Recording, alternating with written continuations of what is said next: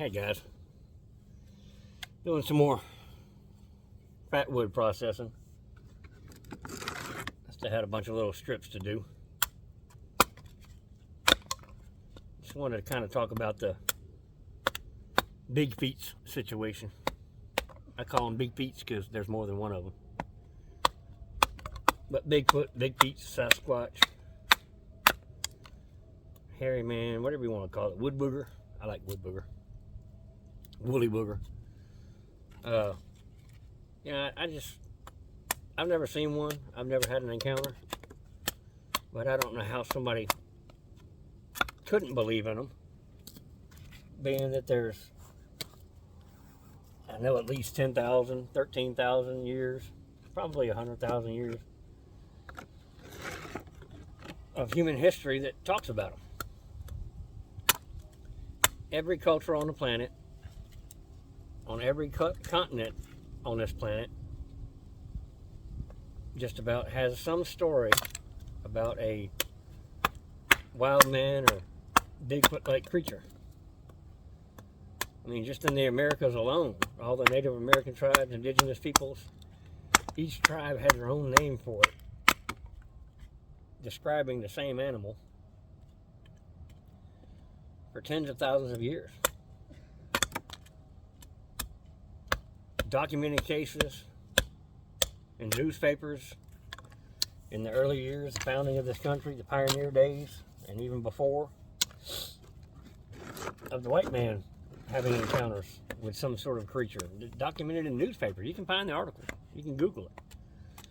That describe a large, overly large, bipedal, hairy creature. Wild man, giant monkey, gorilla, whatever you want to call it. Many, many cases.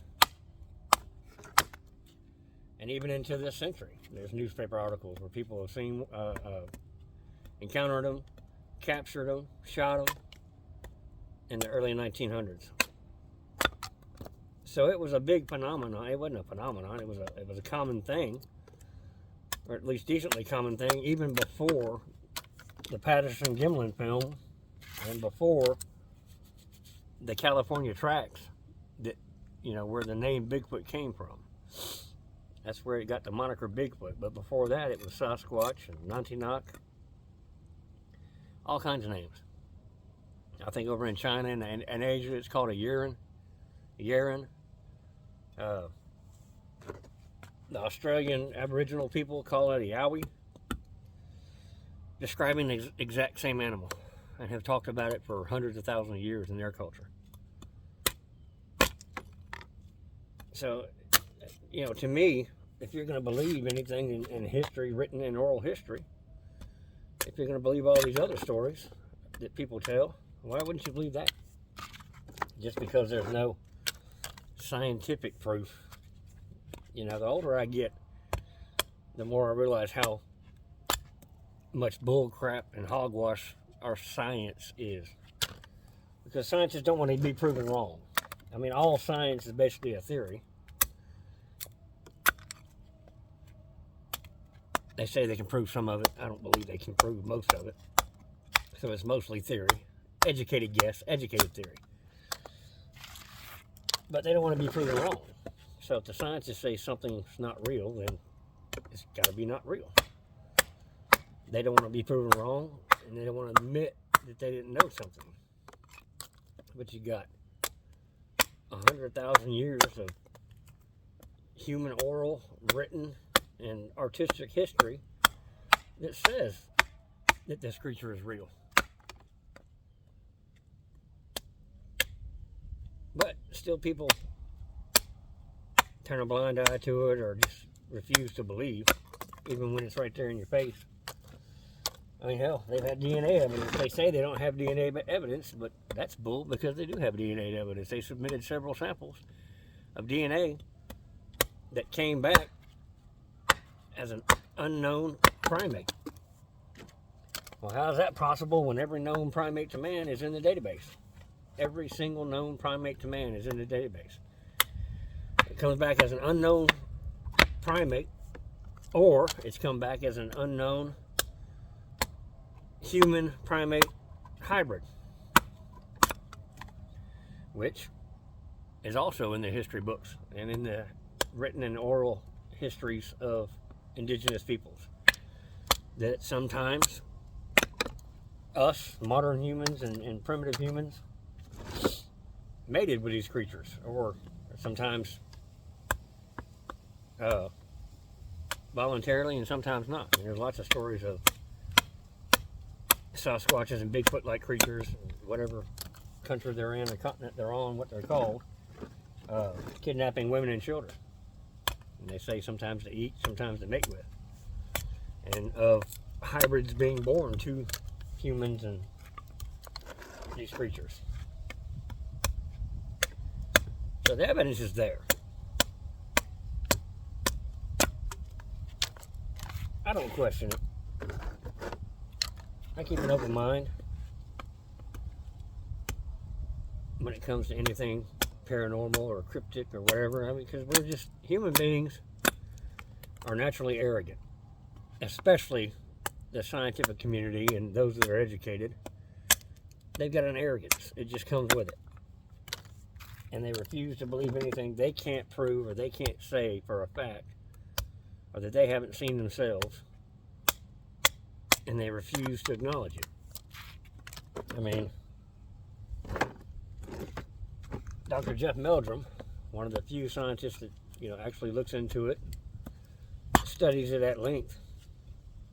He's got a set of casted prints of the same creature, the same exact footprint, and he identified it by the dermal ridges and the toes and just different markers on the foot. So he's got two separate castings of the exact same foot from a huge bipedal creature that's not a human. And those castings, two of them, were taken hundreds of miles apart, many states away from each other, several years apart. The same animal, the same creature, the same being left two footprints, many years apart, many states apart, hundreds of miles apart. So I don't know how you would fake that, or how you just wouldn't accept that these creatures are real.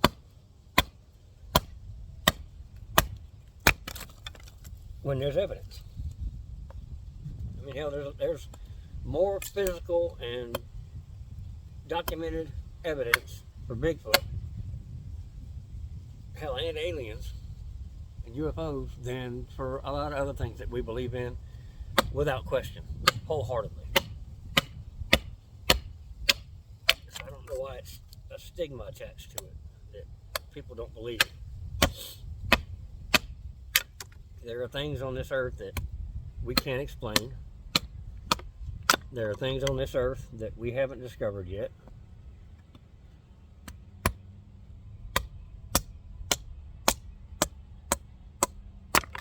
I mean, for one, I'm curious about it. I'd like to know.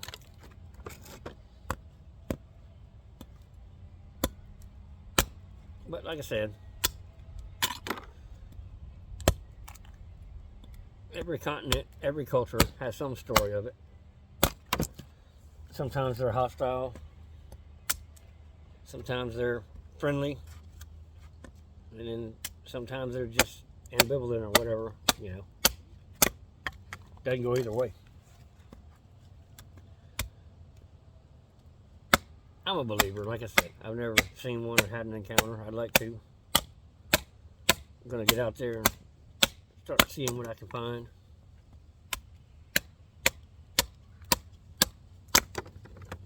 This is some of that hard stuff I was talking about the other day. This fat wood. You can see the gray on it. This has been sitting on the ground for about, I don't even remember when the hurricane came through. It's been several years now. But it's pretty dense and pretty hard.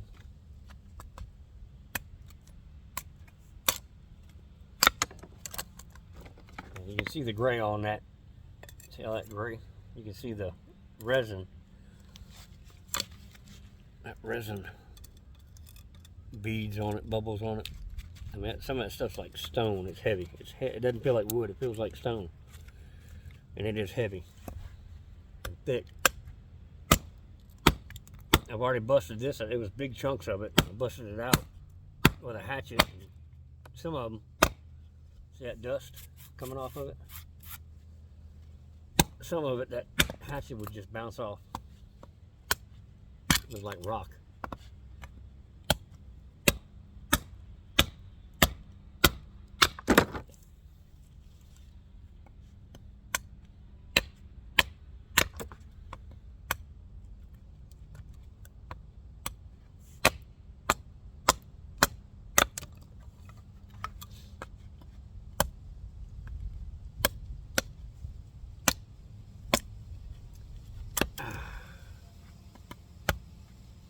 Anyway, what's everybody else's thoughts on it? You know, like I said, there's 100,000 years of human history talking about the same creature. There is physical evidence for it, no matter what they try to say. Oral and written history of it, artistic history of it, cave paintings and drawings and tapestries, poems and songs. And like I said, every continent's got a different name for it.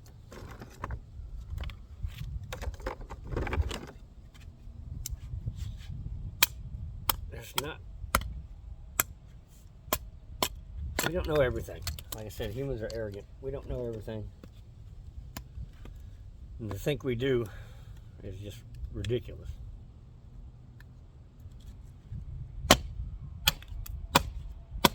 Well, that's a solid piece right there.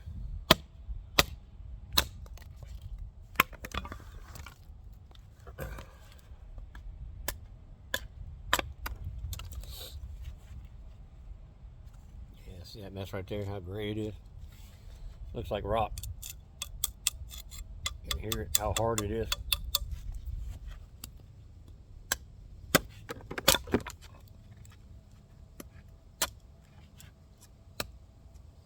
See if I can get it down the middle.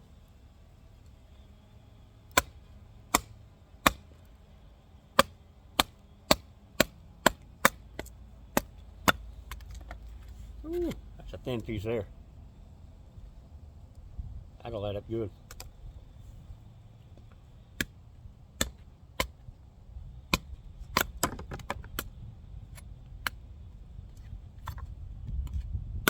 There we go.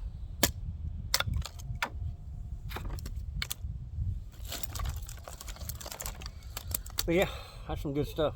Lighter pine, fat wood. Like I said, you find that in dead pine trunks, stumps. I got a bunch more over there I got to process.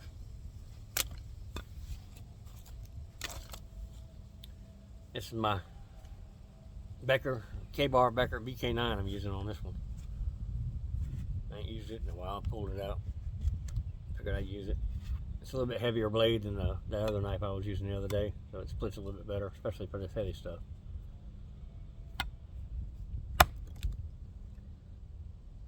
Alright, y'all. We'll see you later.